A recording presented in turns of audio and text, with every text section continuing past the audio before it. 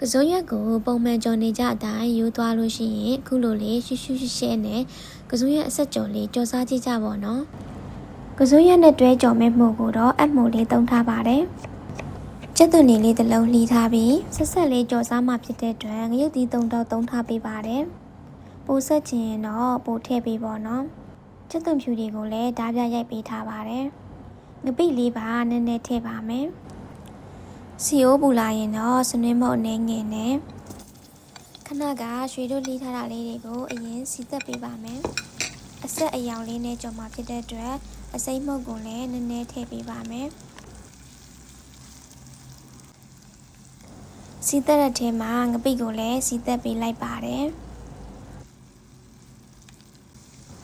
မနစ်နေငယ်လောက်စီသက်ပေးပြီဆိုလို့ရှိရင်ကစုံရက်တွေကိုအရင်ထည့်ပေးလိုက်ပါတယ်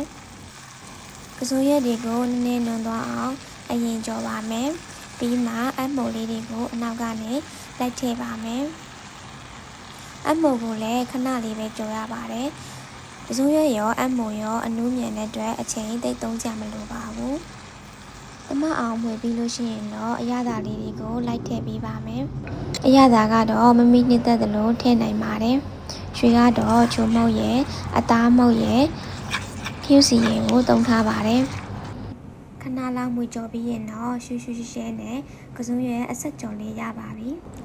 ပူနေတော့ချိန်လေးမှာသမင်းမပူလေးနဲ့တွဲစားမယ်ဆိုရင်အရင်ကိုလိုက်ဖက်တဲ့ကစုံရဲ့ကြော်လေးပဲဖြစ်ပါတယ်မချစ်စားဘူးသေးလို့ရှိရင်အားလုံးပဲလိုက်ချက်စားကြည့်ကြပါတော့